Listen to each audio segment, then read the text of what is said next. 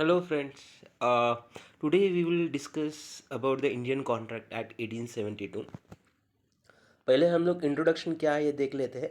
जो हमारा Indian contract act है, ये जो एक्ट है प्री कॉन्स्टिट्यूशनल एक्ट है। It means this act pass by the British government. जो ब्रिटिश कॉमन लॉ है उनके बेसिस पे ये हमारा इंडियन कॉन्ट्रैक्ट एक्ट है। इंडियन कॉन्ट्रैक्ट एक्ट है, earlier it was not applicable to the state of Jammu and Kashmir.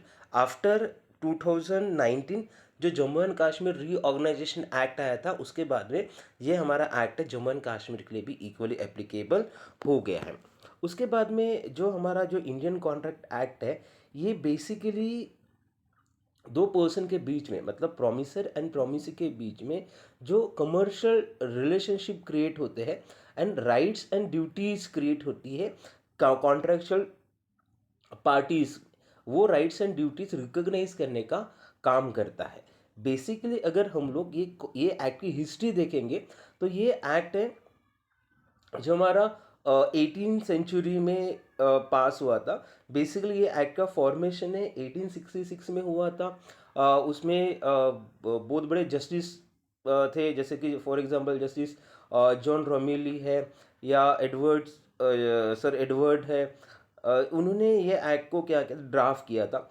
उसके बाद में ये एक्ट प्रॉपरली शेप में आया 1872 में। जो ये ईयर में 1872 में ये 9 नंबर का एक्ट है। बेसिकली ये एक्ट का इनैक्टमेंट 25 अप्रैल 1872 में, और एक्ट का इन्फोर्समेंट है 1 सितंबर 1872 में हुआ है। अगर हम लोग देखेंगे कि ईस्ट इंडिया कंपनी में या ईस्ट इंडिया कंपनी का रोल क्या है इंडियन कॉन्ट्रैक्ट एक्ट बनाने के पीछे, जैसे कि मैंने आपको बताया था कि जो ये एक्ट है ये ब्रिटिश कॉमन लॉ के ऊपर में बेस है। ब्रिटिश कॉमन लॉ ने ये एक्ट क्रिएट किया है। इसका मतलब है ये एक्ट है प्रेसिडेंसी टाउन पे एप्लीकेबल होता है। जैसे कि वो टाइम पे 3 प्रेसिडेंसी टाउन थे, जैसे कि कलकत्ता था, मद्रास था और बॉम्बे था। इनके लिए ये एक्ट एप्लीकेबल होता था। रेस्ट ऑफ इंडिया में जो प्रेसिडेंसी टाउन छोड़ के जितना भी टेरिटरीज था, तो वहाँ पे लोकल लॉज है वो एप्लीकेबल होते थे। फॉर एग्जांपल कोई मुस्लिम लॉज है या कोई हिंदू लॉज है, उनके द्वारा जो कॉन्ट्रैक्ट रिलेशनशिप डेवलप हुए वो उनके लिए एप्लीकेबल होते थे। आफ्टर इंडिपेंडेंस, जैसे हम लोग स्वतंत्र हो गए, उसके बाद में ये एक्ट है पूरे इंडिया में एप्लीकेबल होना स्टार्ट हुआ। अगर हम लोग ये एक्ट का बेसिक इंफॉर्मेशन देखते हैं कि ये एक्ट का शॉर्ट टाइटल क्या है, तो इंडियन कॉन्ट्रैक्ट एक्ट 1872 ये शॉर्ट टाइटल है। पास किसने किया ये एक्ट, तो ब्रिटिश इंडिया में ब्रिटिश कॉमन लॉ है, उन्होंने ये लॉ पास किया है। ये एक्ट किसके लिए एप्लीकेबल है, ये एक्ट पूरे इंडिया के लिए एप्लीकेबल है including state of Jammu and Kashmir. इसके पहले जम्मू एंड कश्मीर के लिए एप्लीकेबल नहीं होता था, लेकिन Jammu and Kashmir reorganisation act pass हुआ है 2019 में। उसके बाद में ये एक्ट ये एक्ट नहीं, जितने भी सेंट्रल लॉज है वो सभी जम्मू एंड कश्मीर के लिए एप्लीकेबल होते हैं। उसके बाद में ये एक्ट का एनफोर्समेंट डेट है 1 सितंबर 1872। ये बेसिक इन्फॉर्मेशन क्या करना, आप थोड़ा सा मेमोराइज कर लो। क्यों मेमोराइज करना है ये बेसिक इन्फॉर्मेशन, अगर हम लोग किसी कॉम्पिटिटिव स्टडी का प्रिपरेशन कर रहे हैं, इनके लिए बेसिक इन्फॉर्मेशन ये काम की चीज़ है। आप ये थोड़ा सा देख लेना, ये एक्ट में टोटल कितने चैप्टर्स है, तो ये एक्ट में टोटल 11 चैप्टर्स है, और ये एक्ट हमारा 266 सेक्शन में डिवाइडेड है। देखो अभी यहाँ पे 11 चैप्टर तो आपको दिखाई दे रहे हैं, मैंने यहाँ पे 11 चैप्टर्स बोला है, लेकिन ये चैप्टर्स का डेवलपमेंट कैसे हुआ है ये स्लाइड में आपको समझ में आएगा। देखो यहाँ पे 11 के 11 चैप्टर्स दिख रहे हैं, लेकिन यहाँ पे जो 7वें नंबर का और 11वें नंबर का जो जो सेगमेंट है, जिसको हम लोग सेक्शन 76 से लेकर 123 तक जो sale of goods act deal करता है, और चैप्टर 11 में सेक्शन 239 से लेकर 266 तक डील करता है, जो कि हमारे पार्टनरशिप एक्ट के रिगार्डिंग बात करते हैं। ये दोनों भी चैप्टर्स है इंडियन कॉन्ट्रैक्ट एक्ट से रिमूव किए हैं, रिपील किए हैं, और उनको सेपरेट एक्ट का दर्जा भी मिला है। नाउ हमारे पास में जो चैप्टर 7 है, जो एक नया एक्ट में उसको फॉर्म किया है, जिसको हम लोग सेल ऑफ गुड्स एक्ट 1930 बोलेंगे, और चैप्टर 11th है जो इंडियन पार्टनरशिप एक्ट है 1932, ये दोनों भी अब क्या है, सेपरेट एक्ट है, लेकिन earlier it was a part of Indian contract act. और बाकी का जो चैप्टराइजेशन है हम लोग एक बार देख लेते हैं। चैप्टर नहीं, प्रिलिमिनरी जो सेक्शन 1 और 2, सेक्शन 1 है हमारा एक्सटेंशन एंड टाइटल के रिगार्डिंग बात करता है, और सेक्शन 2 हमारा इंटरप्रिटेशन क्लॉजेस के रिगार्डिंग या डेफिनेशन क्लॉजेस के रिगार्डिंग बात करता है। चैप्टर 1 है सेक्शन 3 से लेकर सेक्शन 9 तक, जो चैप्टर 1 है जहाँ पे communication, acceptance, revocation of proposal की रिगार्डिंग बात कर रहा है। चैप्टर 2 है सेक्शन 10 से लेकर 30 तक है जो contract, voidable contract and void agreement के रिगार्डिंग बात कर रहा है। चैप्टर 3 में सेक्शन 31 से लेकर सेक्शन 36 तक कॉन्टीजेंट कॉन्ट्रैक्ट है। चैप्टर 4 में सेक्शन 37 से लेकर सेक्शन 67 तक परफॉर्मेंस ऑफ कॉन्ट्रैक्ट है।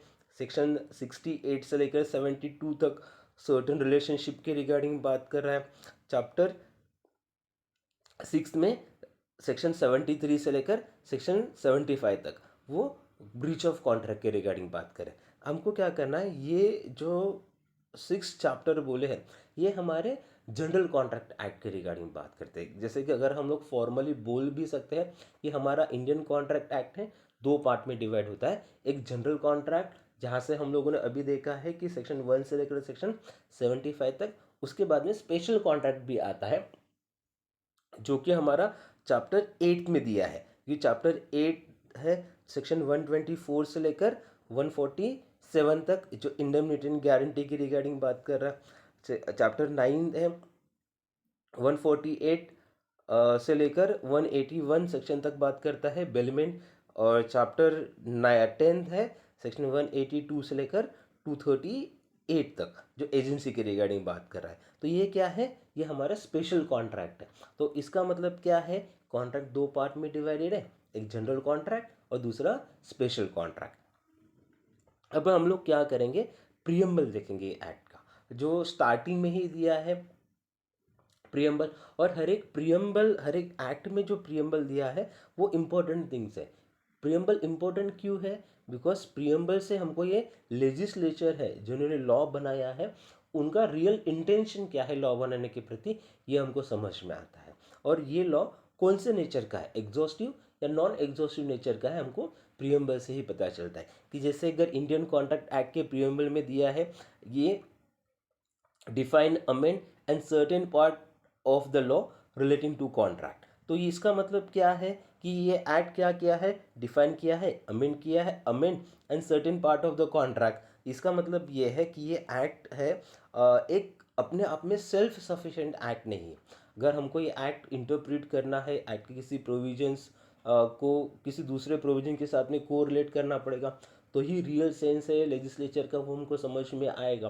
तो फॉर एग्जांपल कोई कॉन्ट्रैक्ट के प्रोविजन रीड करते हैं, उसके साथ में हमको पार्टनरशिप एक्ट या सेल ऑफ गुड्स एक्ट है या एविडेंस एक्ट है या सिविल प्रोसीजर कोड है या ट्रांसफर ऑफ प्रॉपर्टी एक्ट है, उनको भी देखना पड़ेगा। तो ये एक्ट हमको प्रियम्बल से पता चलता है कि ये कैसे नॉन एग्जॉस्टिव नेचर का एक्ट है।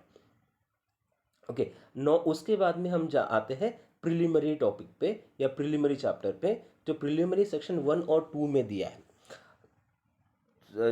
सेक्शन 1 में क्या दिया है, शॉर्ट टाइटल एंड एक्सटेंड। तो यह इसके पहले हम लोगों ने देखा था कि इसका शॉर्ट टाइटल क्या है, कि इंडियन कॉन्ट्रैक्ट एक्ट 1872 इसका क्या है, शॉर्ट टाइटल है।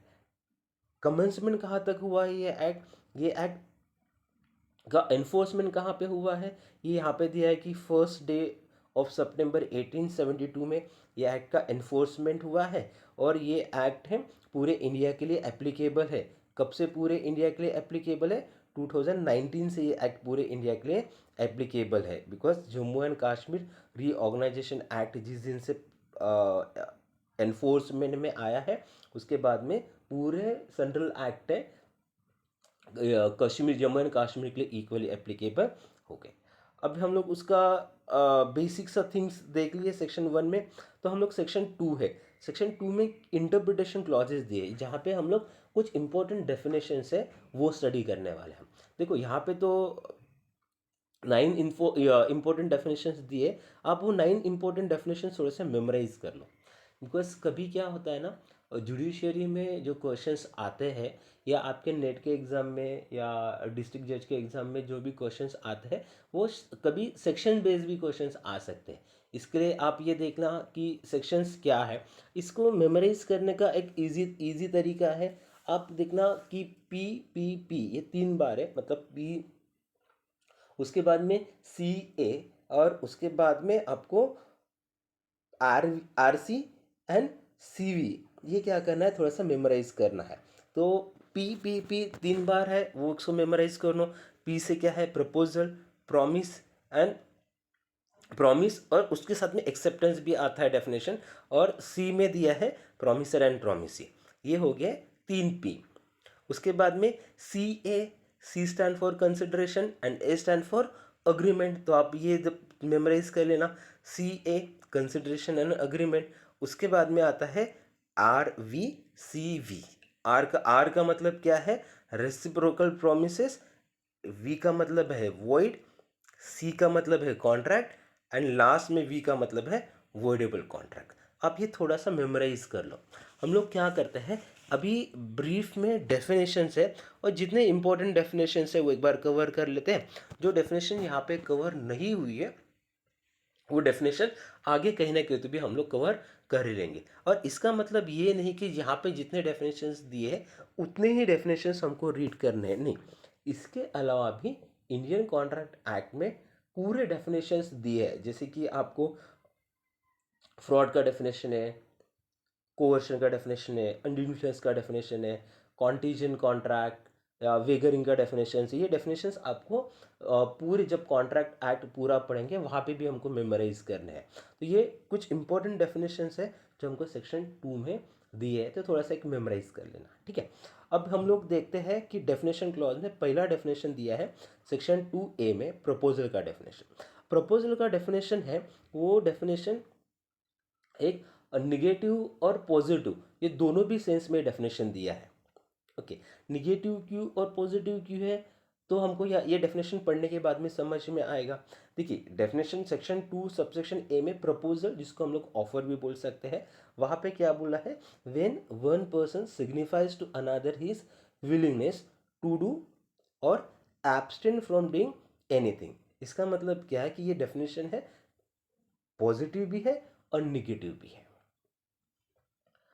एक when one person signifies to another he willingness, जब एक पर्सन है अपनी इच्छा किसी दूसरे पर्सन को बताता है, किसके लिए बताता है, टू डू और एब्सेंट फ्रॉम डूइंग एनीथिंग, कुछ करने के लिए और कुछ नहीं करने के लिए। करना मतलब पॉजिटिव और नहीं करना मतलब निगेटिव है। तो यहाँ पे क्या हो गया, बेसिक सा थिंग्स हमारे माइंड में आ गया कि प्रपोजल मतलब क्या है, कि एक पर्सन ने क्या किया, किसी दूसरे पर्सन को अपनी विलिंगनेस बताई, विलिंगनेस बताइए कुछ करने के लिए और कुछ नहीं करने के लिए, with a view to obtain the assent of the others to such act और एब्सटिनेंस।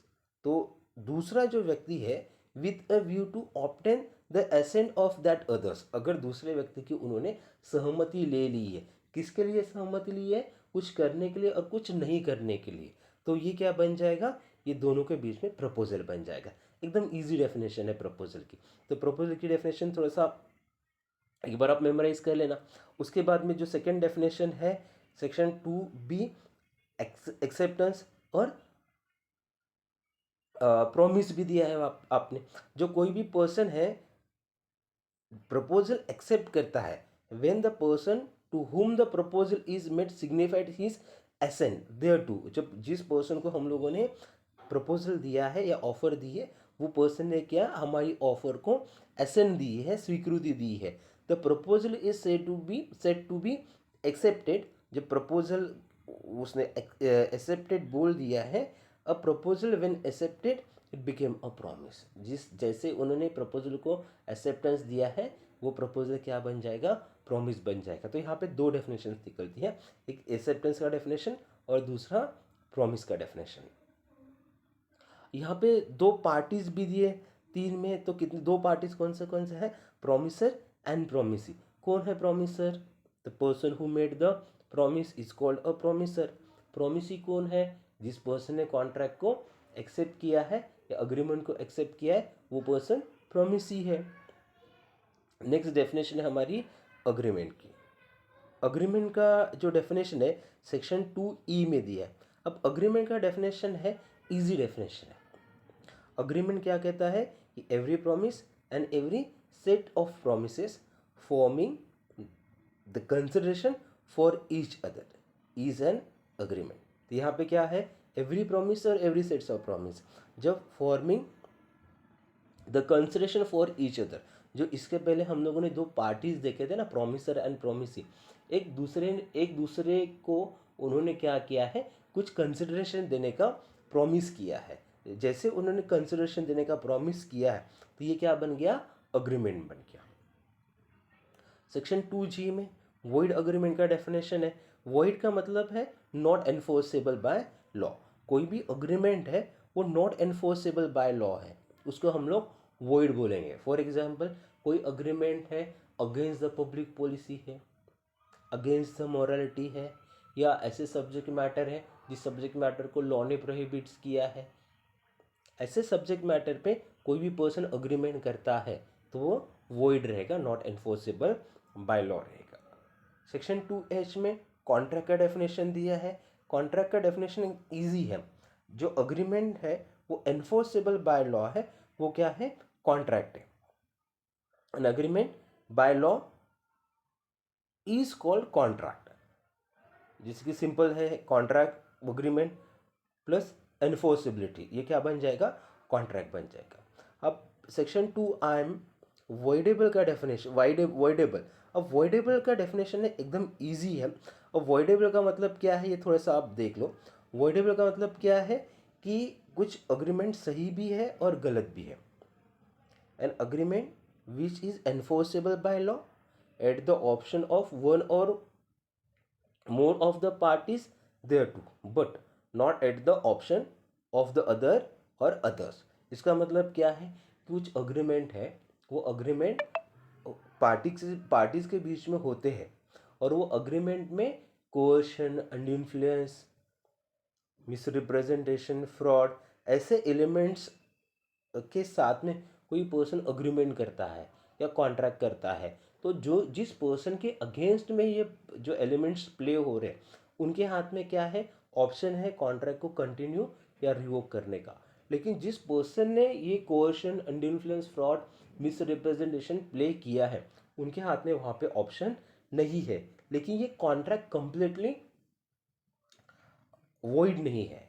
ओके, जो फर्स्ट पार्टी है चाहे तो कॉन्ट्रैक्ट में कंटिन्यू रह भी सकती है, नहीं तो वो पर्सन के अगेंस्ट में एक्शन ले भी सकती है। इसके लिए यहाँ पे वॉइडेबल कॉन्ट्रैक्ट वहाँ पे बोला है। ओके, तो ये बेसिक सा थिंग्स था हमारे इंडियन कॉन्ट्रैक्ट एक्ट का। तो होप सो कि आपको ये लेक्चर समझ में आ गया रहेगा। जितने भी अच्छे अच्छे टॉपिक हम लोग इंडियन कॉन्ट्रैक्ट एक्ट के रिगार्डिंग पूरा कवर करके रहेंगे। आप कंटिन्यूसली, ये मेरा चैनल है, वॉच करते रहना। Thank you.